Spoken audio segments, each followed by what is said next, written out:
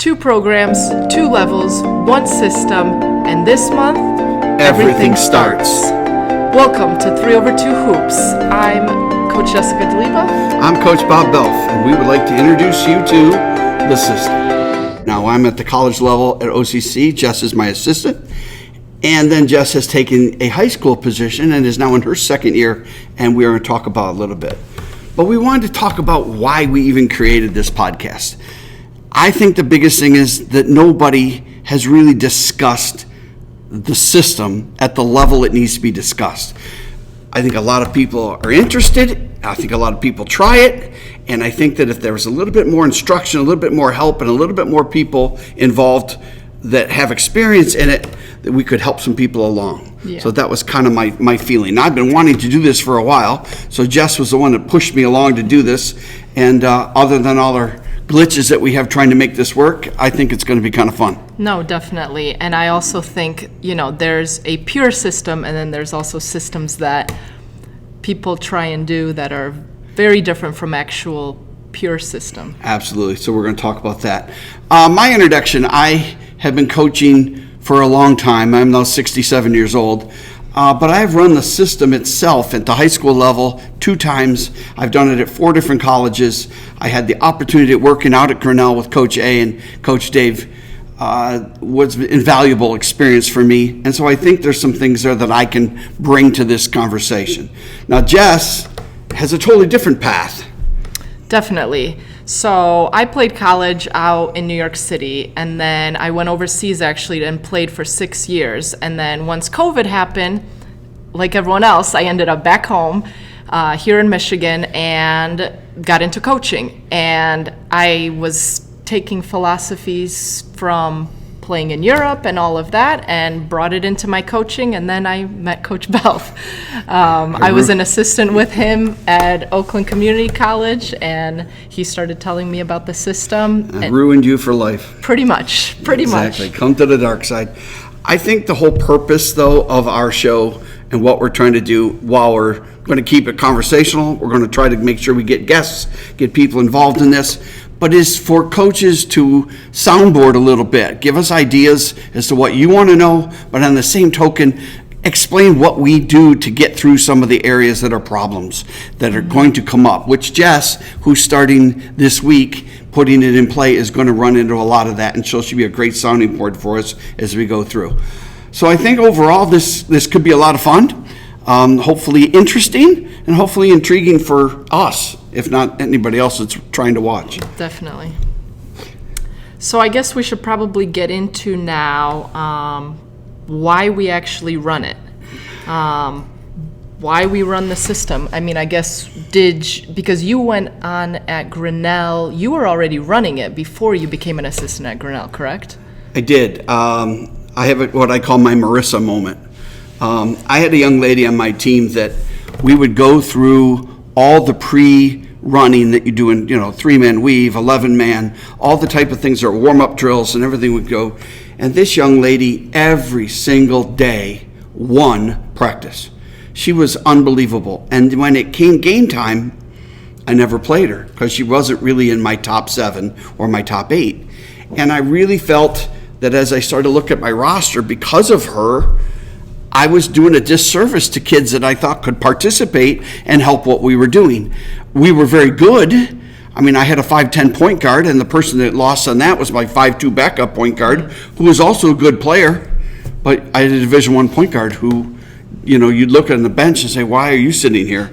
So I think right now it was an opportunity at that time to learn. So that's when I found what Grinnell was doing. We're talking mid-90s, I was 96, 97, I found what Coach A was doing. And then I started making a pilgrimage out there. I got in touch with Coach when I went out there one time, and I would go out every year, and I started getting in touch with Coach A, and it was it's something I had to try. It was something I had to do. And I finally put it in play with my high school team when I had 8 seniors. Oh, wow. And when I have 8 seniors, they got to play or they're going to complain. And so it was a perfect opportunity for me to put them in, put it on the floor and put it in play. So that's how I got into it. Gotcha. But when you were running it before you went, I guess as an assistant to Grinnell, were you doing it the traditional way that you thought Grinnell runs it? I like how you said that, the way I thought. You glean what you can when you see it in person. You glean what you can. How do you do this? You have to make it fit your personnel. We knew the formula. The formula at the time was shooting 94 shots, taking half or threes, getting your percentage of your offensive rebounds, which is 33%, making sure you create 32 turnovers, and at the time, make the big go up and down the floor 150 times. That was initially. And then Coach A said they got to scrap that one because it was too difficult to keep track of how many times the big ran up and down the floor. So it turned into shot differential on that one. Then when I got the opportunity to go out there and work with them, it was, you learned little idiosyncrasies and how and then why, and I really took a huge step in basically, more than anything else, just the conceptual part of what they were trying to teach. So it was invaluable at that point. So then what would you say, like, people misunderstand about the system? That's a very interesting question. I think they are trying to make it fit the way they used to coach. Coaches are about control. Coaches want to control every part of the game, and this is the ability to allow the players to have control. And this is about allowing the players to do more than they've been doing. And that chaos can be negative and positive at the same time. It can all blend. But if we're trying to control facets of the game, we're slowing them down, we're keeping them under wraps, we're not getting everything we want. And sometimes you just got to turn them loose. How to do that is another story. I think a lot of people change the way they press, they change the way that they're running offense because it fits their personnel. The one thing I found is this isn't necessarily personnel oriented, it's point guard oriented. And that is where you really have to make sure you've got players in the point guard department. But I think overall, I think that by stepping into this, this arena, you're already half loony because we all consider ourselves crazy. But I think just the ability to let them go, and it's a hard thing to do. It's a really hard thing to just turn them loose. So would you say pace is a very big part of it? Pace is everything. This entire thing is based on pace and effort. And the pace is the entire reason you're pressing, it's the entire reason you're trying to shoot the basketball, and it's the entire reason why you're playing more people. I mean, the participation is why Coach A started it. It turned into a situation where all of a sudden the pace of game started to cause other teams to adapt and make changes, and the different ways that teams have tried to counteract what you're doing, which you're going to see this year. But I think overall, just once you stop doing a part of this, the pace just sticks out as a sore thumb. It's like the pace has to happen. But I will say overall, you cannot dip your toe in this. You either are all in or you're not in at all, because if you're half in, it will not work. Well, I think that's like the biggest thing for me, and the reason I'm choosing to do it, because I already coached here at Groves 1 year ago, and I didn't think I wouldn't say I didn't have the personnel for it, but I don't think we were ready to do it in terms of skill-wise. And I wouldn't say it was defense wasn't the problem. I think it was more offensively it wasn't the problem. And I think this year we've improved, and I think now we're ready to really put it in.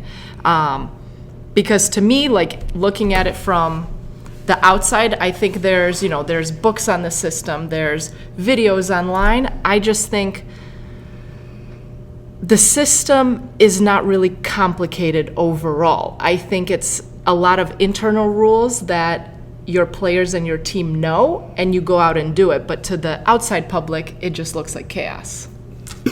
At times it can look like a total mess. You're right. I agree, though, because I think it develops more players on your team because they're involved. It develops confidence. It creates teamwork within your team. There's so many things off the court that it creates that are so positive to you becoming a better basketball team, that all those things take place. And then when all of a sudden your skill level starts to match the pace. It's a conversation you and I have had back at the beginning, which they're not privy to yet, but we were trying to play the game faster than they were able to digest it when we started. And there's so much going on until they start getting comfortable with each section of the game, they can't put it all together. And when they finally get there, then it almost becomes easy to play. No, and that makes sense. And I would say to transition kind of what we're doing now at OCC, and I think the big part of that when you're talking about the positivity and what everyone, the involvement you have is especially in the bench. And there is like where you see everyone coming together, cheering, rooting, you know, when someone drains a three, you hear them yelling, boom, and that whole, you know, fun part of it. Half of the communication that happens on the floor comes from the bench. Balls in bounds, or the ball this, or, you know, all those type of things. And I think that just keeping them involved is an outstanding way to go. Like at the high school level, I would say you definitely don't want to keep people who don't play. You want to make sure that everybody's playing and is involved. How much they play is a different story, but you're engaged when you're playing. You're engaged into practice. You come every day with a different attitude when you know that you can be a part of the game. And then you're one injury away, or, you know, someone's got to go to do something else academically. You're in a situation where all of a sudden you can step in and participate, but contribute. Mm-hmm. And I think that's the other part of it is there's so many ways to contribute in the system, which we're going to get into in much more depth. So then let's change gears. You wanted to to talk about us? Yeah. How have we started our season, Coach Belf? Not good. Not good at all. No. But is this expected? Is this typical?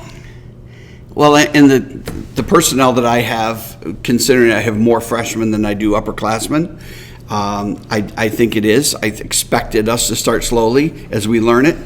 It didn't help that we lost a sophomore for us, senior equivalent, to an ACL injury, and she was a glue person, and she was involved in everything, and a ball handler. So that kind of set us back a little bit, and now you have freshmen that have to contribute and do more than maybe you necessarily wanted them to or needed them to. I think overall, when we played our first two games, we had 9 players. That's inevitable that you're going to get smoked because you don't have the depth you want. We will, for the first time this week, when we go into our game on Monday, have 12 players. That's the first time we have a full roster of 12 players. So to you, what would be the ideal number to have, let's say at a college program to start? At a college program, you'd like to play 15, 16, 17 if you have them. 20 people in practice is the way to go, because then you have a practice squad that you can go against. I know one year when I was with Dave, we had 24, so it allowed us a little bit more depth.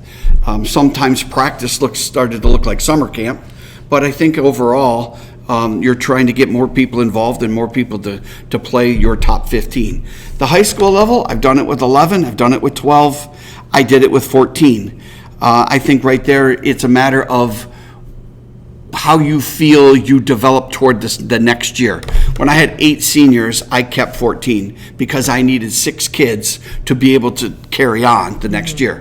But when I went to the next year, I kept 11 because I was really young overall, and the 6 kids had to carry us, and so then I was young there. So I think it's a matter of fitting what your skill level, your personnel is. But I think you could run it with 8 or 9 kids at the high school level. I mean, the quarters are shorter. The style of play is a little bit different. I agree with that. I think you can do it. I think because in your situation, you're going to be running some double shifts for kids, and I think that you have the athletes that maybe can do it at that level with the pace you could be getting.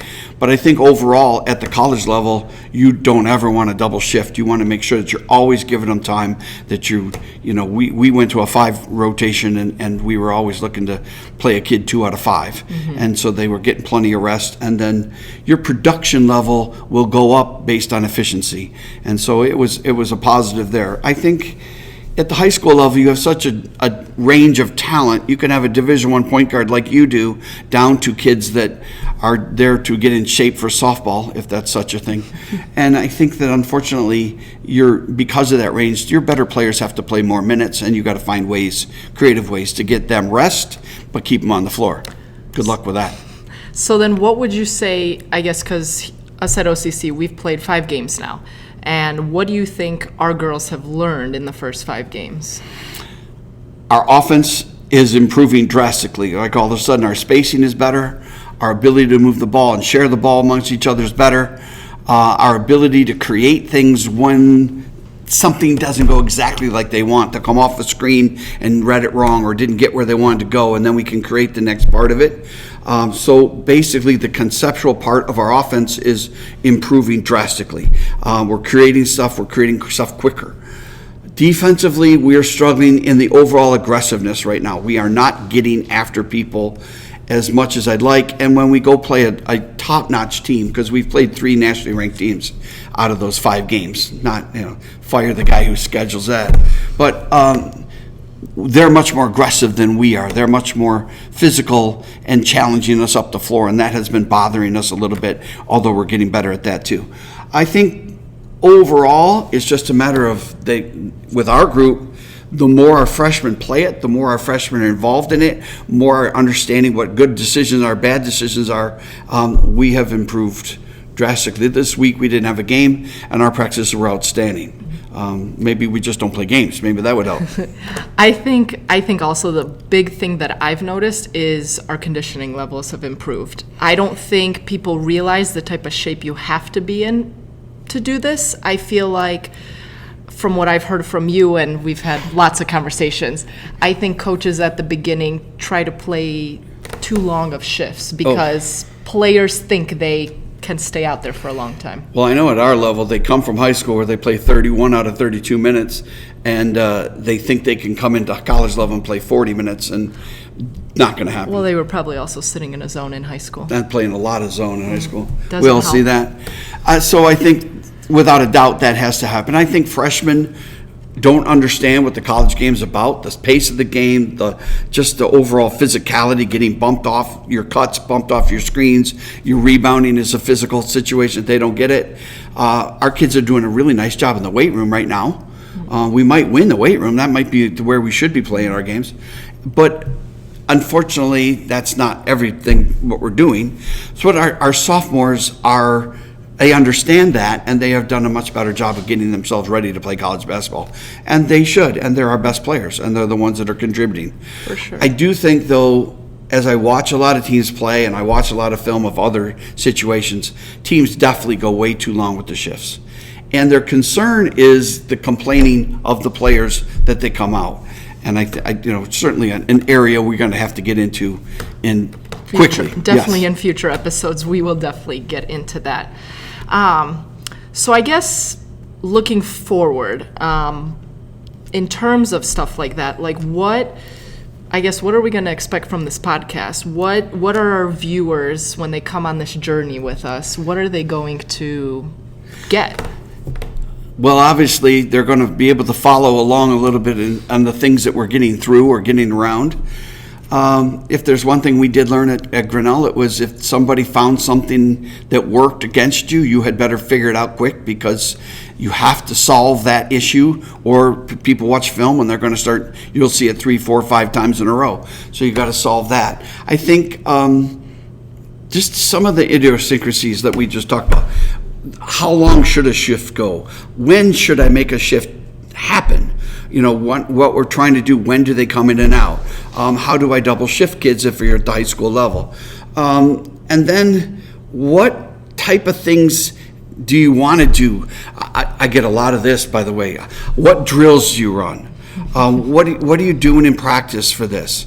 I did have a player one time, and this is for Coach A, told me that our practices were worthless. So I called Coach A up and I said, Coach, do you know your practices are worthless?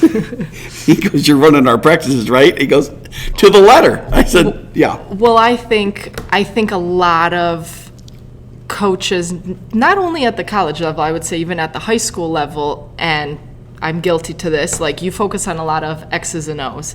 And because of the way that we play, a lot of stuff goes out the window. And I think that, go ahead. No, you're right. No, you're dead right. I think overall, and this is a very difficult thing, even as I'm trying to get you to get, less is more. Mm-hmm. the less you do, the more effective it can become. And as a coach, we want to take a drill 3 minutes longer than it should to make sure everybody gets it. Or we want to make sure that we go an extra 10 minutes so I can teach this one other thing. And more times than not, you're better off going, that's pretty good, go home. And it's hard. I mean, when we ran our first practice this year, we went for an hour and 15 minutes and I sent them home. And they're all looking at me like I was crazy. They're all like, what? Can we stay and shoot? No, get out. But I think you always want them wanting more, wanting to be your JV. I didn't run it at my JV level because I wanted them to desire and look forward to being part of I really want to play what they're doing. That looks like so much fun. And not to say that I didn't want my JV to learn some of it, but I always want those kids leaving wanting more. And I think that's a big part of it. I think right now you can work yourself to death. Conditioning is important, but it's a different conditioning. You can get a lot of conditioning done in practices by just going up and down the floor and playing. And I think you can do a lot of it just by keeping pace of game so that they understand the minute shifts or on the floor and get off the floor in a minute, so that that's a different type of conditioning than go running them a mile. Well, I think, the stuff that you're describing, I think because even though I had the inside track to kind of learn this, being your assistant last season, I still tried and do like my own research on YouTube, and I, would find other podcasts or other coaches that talk about running it, or, people that have claimed to know a lot about it, but none of it really seems to be what we're doing. And I think that's the biggest thing that people are going to get from our podcast, is that the amount of contacts and networking you've done and connections that you have, like, I think that will give us opportunities to bring in guests, to bring in the starters of the system. I mean, I think this can become something that people from all over the country, and, who knows if I don't know if they run it in Europe or not, but. Coach tried it in Italy, yeah. So okay. But it's very interesting as not just what those guys did, because you talked to Coach Harkler this week, and I think how he would do it differently. I think it's an incredibly interesting question to ask a lot of these people who ran it. What would you do different? How would you change this? And what would you go through? And some may tell you nothing. And some might tell you, I didn't like how I did this or how I did that. Yeah. He went to the Division I level. So it was very interesting when we get him on as to what happens. But I think... And to give context who Coach Belf is talking about, Bunky was his first name. Bunky Harkler. Yep. He was formerly at Glenville College, and then he went on to Sacramento State. And actually, what many of you might have seen recently is that Tennessee, on the women's side, has started doing it by the coach of Kim Caldwell. Guess who Kim Caldwell played for? Coach Bunky. Played for Coach Bunky, and then was an assistant with him at Sacramento. Yep. And then went back to Glenville. That's where she won a national championship. Yep. So I think, like I said, the background that you have and the knowledge of coaches that you have in your pocket could be very helpful. Well, if I get Kim on here, we've scored one. We'll see what we can do. So I think there's going to be a lot of things, and I think there's going to be a lot of questions by people that are watching that'll, come in and ask, well, how do you do this and how do you do that? And they could become episodes all by themselves. For sure. Because there's a lot of things that are part of this. But it all has to tie together. You have to do everything there, because if you don't, it will cave massively on you. Yeah, and I think the big difference from system coaches compared to other coaches that I've noticed, they are very open and want to teach it, and don't have secrets. Like, you just kind of have to beat us. And I think that's a huge difference that I've seen. All the people that, when we started this and we got we put together an email list, and the ability for them to share information and help each other, but then help other people that were coming in, was amazing, because everybody does keep whatever they do as a secret. They don't want you to learn this. And say, shoot, we'll ship it to you. Here you go. Because you can't draw it. You can't put it on paper. So good luck. Yeah. But I think if you really are serious about doing this, getting involved and taking the leap, then there's a lot of people here that we can get on to help that situation. And our plan is, to get the practice footage of our practices, huddle moments, breakdowns. Like, we want to be able to provide our listeners with all of that context. Well, not just that. It's they say, hey, can you film this for me? Can you show me this? We can go into practice and take care of that and show it and film it. Get that on there for people. I think it'd be very exciting because if nothing else, if nobody out there cares one bit, we will have fun sharing information as to what we're doing here. So definitely, that's all that matters. Definitely. So, we plan to continue more episodes. We plan to have a lot of different footage for you guys. So those that do want to tune in, best way to do it, subscribe here on YouTube. Make sure you like our video. If you have questions, comments, please ask them. Like, we would love to eventually do a Q&A portion, Q&A segment. We have also created, we've created an Instagram account. You can find it at 3over2 hoops. So the actual number 3, hoops, the actual number 2, 3over2 hoops, and you can find us on Instagram and Twitter.